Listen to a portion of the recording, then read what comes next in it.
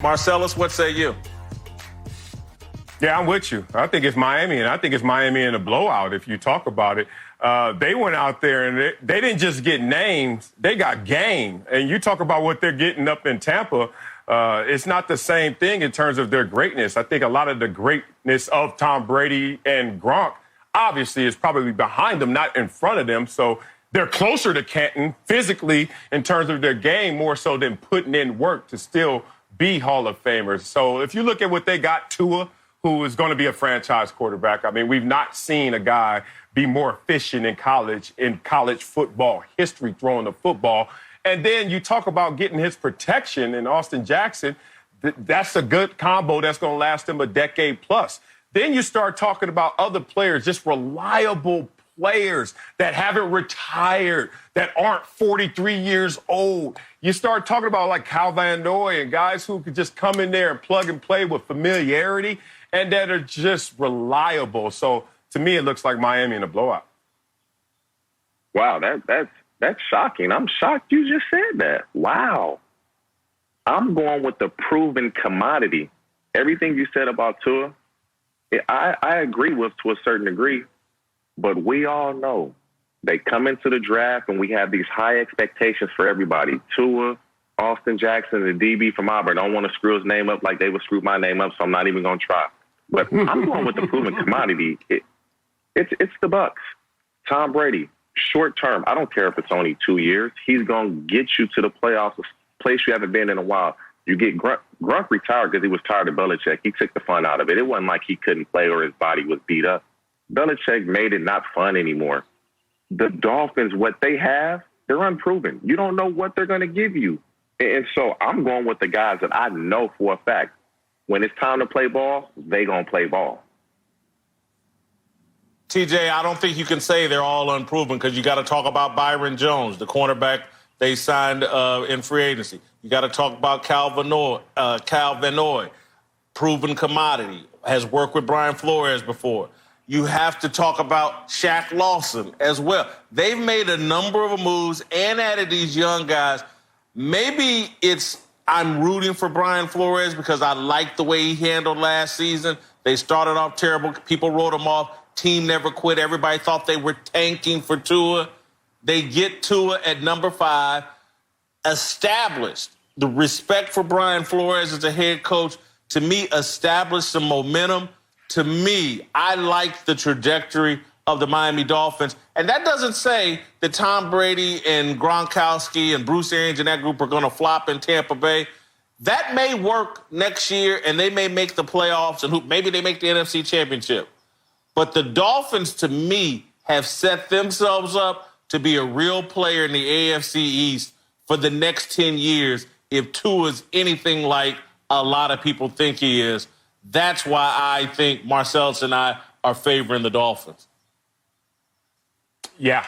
I mean, I'm going with that because they just prioritized Miami, that they wanted to get the game before the name. And look, I'm not saying Tom Brady's done. I'm just saying he's closer to the finish line than you would want to build around. And Gronkowski taking a year off and now coming back after all the surgeries, 31, saying, hey, I had a red shirt year. I ran from Bill Belichick, whatever you want to call it.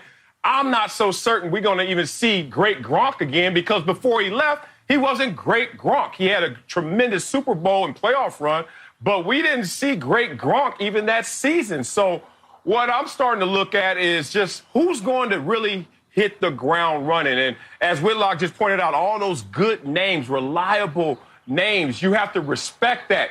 This is a situation that I took advantage of. You took advantage of. They're basically rolling the dice on Baltimore and Oakland, TJ Houshmandzadeh, Dallas and Jacksonville, Marcellus Wiley. Hey, that wasn't what you should have been investing in, but the name is there, so that's what they're going to get. And we know how we showed up. The game was behind us, wasn't it? Oh, man, that's a good one, Marcellus. All right, we got to move to the next topic. How should the Dolphins, TJ, handle Tua Tagovailoa's rookie season? If I'm the Dolphins, let's go back when he had his surgery. Tua was flat out saying, I wouldn't mind sitting a year. So if I'm the Dolphins, this is how I want to handle it.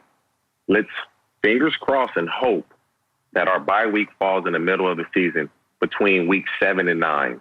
And that's where you assess where you are as a team. If you're 2-5, you get Tua ready to go during the bye week, getting some experience. You're 5-2, 4-3, 6-2, whatever it may be. If you're in contention for the playoffs, you let Fitzpatrick finish that season out. But if you're out of playoff contention and your bye week falls in the middle of the season, which they would hope, you get Tua ready to go during the bye week and let them get that experience the second half of the season. No, not at all for me. Look, if Tua is 100%, as he says, once we get him in the building, once our doctors get to assess him, and if we are all in agreement that he is 100%, it is full go for Tua. One, we already know he's a quarterback. Let me cut you off real quick. Okay. I believe Tua was saying he was 100% because he didn't want to drop. You know, that pre-draft, I'm 100%. I'm good to go. And so I don't believe he's going to be 100%. That's why when he first had that surgery, I wouldn't mind sitting a year. He said that. I believe he said that because I don't want to drop. I don't want to have this free fall in the draft. I'm sorry. No, I get it. I mean, he's properly incentivized to say that. That's why we're going to check him out, have our doctors talk to him and assess him, and then we're going to make this decision. But if we come to the conclusion he is 100%, it is full go because, one, in any rehab, you have to do the physical part, but the more difficult part is the mental. Getting back to that sixth gear, getting back to where you can go full throttle. He's going to be protected in every single rep in practice, so we're not concerned with that. And then you don't want to cripple him with this mindset that he has this pitch count. And pitch counts are only for critics and naysayers, so you can cover your butt and say, see, we try to protect him in case of injury. If the guy can play football, you allow him the freedom of landscape to go out there and play football. And if he earns the position day one, damn it, it's his position. You play it any other way, you got your foot on the brake and your foot on the gas, and you lose what the potential is in Tua. I think the Dolphins have the perfect setup with Ryan Fitzpatrick. He's been a roller coaster type quarterback. He'll have some great highs, and then he crashes, and he'll give you an excuse to put Tua out there. So I think they're in a can't-lose situation with Ryan Fitzpatrick. I also think, though, there may be a benefit to redshirting Tua. You have Ryan Fitzpatrick. Again, I can't say he's exactly like Alex Smith, but at his stage in his career, I think he'll be a great mentor for Tua Tagovailoa, the same way Alex Smith was for Patrick Mahomes in Kansas City. Patrick Mahomes, and we could all second-guess it, and maybe the Chiefs should have played Patrick Mahomes as a rookie. Who knows? But we do know he sat out a year, learned how to prepare from Alex Smith, has credited Alex Smith for being a big part of his success. The Dolphins have an opportunity to have a similar situation with Ryan Fitzpatrick. And look, by week 8, it's more than likely Ryan Fitzpatrick's going to bomb out, and you throw Tua in there the last 8 games of the season, and you get the best of both worlds. You hope. And just remember about Tua and any of these rookie quarterbacks, because of this complicated, disjointed offseason, they're not going to have the normal preparation.